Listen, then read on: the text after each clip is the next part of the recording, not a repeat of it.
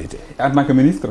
Oui, non, en tant que ministre, il y a un aspect qui m'a beaucoup fait plaisir en tant que ministre, c'est-à-dire le président Wade, c'est quand il m'a quand il m'a reçu avant de me nommer ministre. J'étais pas, les gens m'ont pas vu venir, ils pensaient à d'autres personnes. Notre premier tête-à-tête avant le remaniement a duré plus d'1 heure de temps. On était 2. Et d'un coup, après m'avoir écouté, il me dit, finalement, je ne te mets pas ministre de la jeunesse. Je vais te mettre ministre de l'information, des postes et des télécommunications, porte-parole du gouvernement. J'avais 27 ans. Je dis, Monsieur le Président, c'est vraiment très gentil, mais si je dois entrer au gouvernement, je pense que j'aurais bien aimé commencer par la jeunesse. Ouais. On a un peu rigolé et la suite est faite. Et quand j'ai commencé à exercer mes fonctions, 1 an, 2 ans, quelques années plus tard, j'ai eu à voyager avec lui. Et dans l'avion, il m'a reçu, on a longuement échangé. Il m'a tenu par la main, il m'a dit, Aliou, je suis très fier de toi. À ton âge, je pouvais faire des affiches, contester, dénoncer, organiser des marches de protestation, mais tenir un ministère, gérer des milliards, gérer des hommes et des femmes qui ont l'âge de ton père, ce n'est pas évident. Je ne pense pas pouvoir le faire quand j'avais ton âge.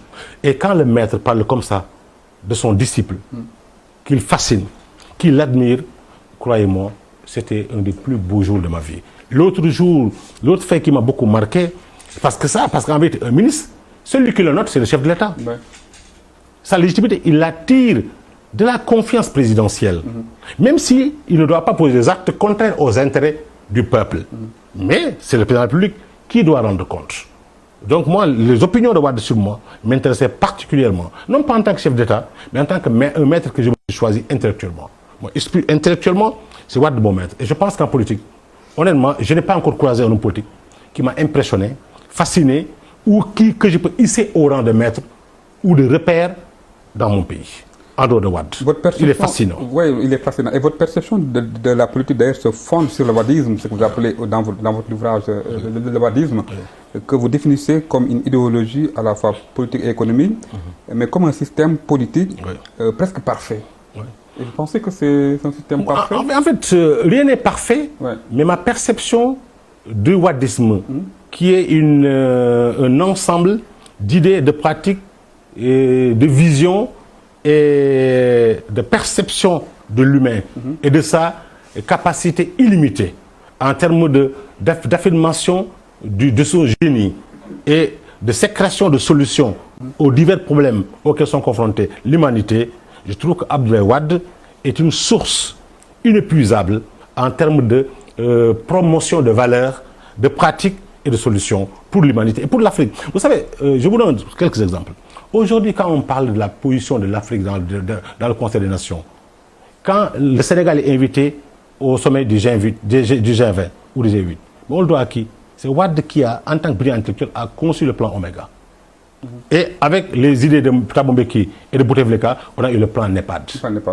Mais c'est à ce titre-là qu'aujourd'hui, nous sommes écoutés un peu partout. Si on parle aujourd'hui de poste de siège au Conseil de sécurité pour l'Afrique, au Conseil de sécurité, mais c'est Wade qui a agité. C'est-à-dire c'est cette audace, cette manière décomplexée d'affirmer son africanité et le génie africain, cette capacité à dire aux jeunes de se réveiller et de montrer sa capacité à s'élever et à être solution et non pas problème, cette capacité de Wade à décomplexer et à tuer en chacun d'entre nous le misérabilisme. Avant Wade, au Sénégal, on ne parlait pas de milliards. C'est à peine qu'on nous ait parlé de millions. C'était des salaires de misère. Les gens oublient tout cela. Dakar était, comment, avant Abdoulaye Wade, on avait quel aéroport? Une sorte de piste d'atterrissage. C'était ça, l'aéroport Sédar Senghor. C'est avec lui qu'on a parlé d'autoroute à péage, qu'on a parlé d'aéroport aussi gigantesque que AIBD, qu'on a parlé de, qu'on a quitté les routes avec les bicouches. C'est avec lui qu'on a osé avoir des salaires aussi importants. Avant, vous imaginez au Sénégal des salaires de 100 000. Ne me dites pas que le budget était très faible, c'était nos moyens nous limiter à cela, mais non. Wade nous a permis de rêver, d'oser rêver, de prendre des initiatives, d'oser agir, de ne pas faire. Wade nous disait qu'il ne faut jamais conditionner le lancement ou la conception d'une ambition ou d'un projet par la mobilisation ou l'existence des moyens. C'est votre audace et votre foi en votre projet qui va créer les conditions de mise à disposition des moyens nécessaires à son affirmation et à sa mise en œuvre. Quand vous parlez donc de Wade comme un surhomme, le meilleur de la classe politique sénégalaise, le dépositaire de connaissances encyclopédiques, l'intellectuel, le courageux, c'est que des loges en fait. Wade est vraiment votre idole. Plus qu'un idole. Vous savez, moi, je disais quand j'étais plus jeune, deux personnes m'impressionnent. Le professeur tutélaire de chaire ou le général d'armée, mais le général d'armée qui a gagné une guerre. Car ce sont des positions où, mais pas à pas, tout est à conquérir. Mais Wade, pour moi j'ai une approche pas élitiste, mais je crois au savoir et au comportement modèle, au courage pour pouvoir diriger des hommes. Mais vous imaginez, moi je ne peux pas, il m'est difficile de suivre quelqu'un qui, lorsqu'il parle, je n'ai pas envie de prendre note.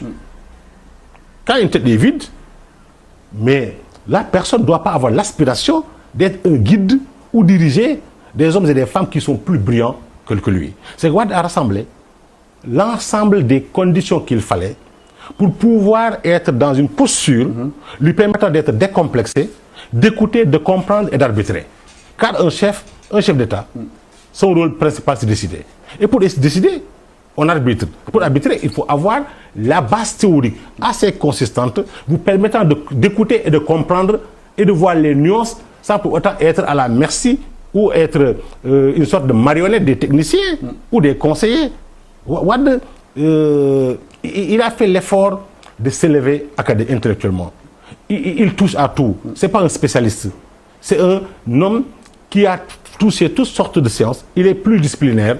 Il est dans la transdisciplinarité. Moi, j'adore bien ce côté. Moi, je n'ai pas milité pour Abdoulaye Wade pour l'homme politique. J'ai suivi l'intellectuel. Et c'est pour ça, d'ailleurs, toute ma vie durant, je me suis efforcé d'incarner, autant que faire se peut, le disciple le plus achevé de la Wadi. Même si je ne suis pas dans ce parti, mais intellectuellement, je dis aux gens, Karim et sa sœur peuvent hériter Wade en tant que père. Mais idéologiquement, intellectuellement, je ne laisse à personne, de près ou de loin, être l'héritier le plus digne de Wade de l'intellectuel, de Wade de l'idéologue, de Wade celui qui porte l'Afrique, le panafricanisme.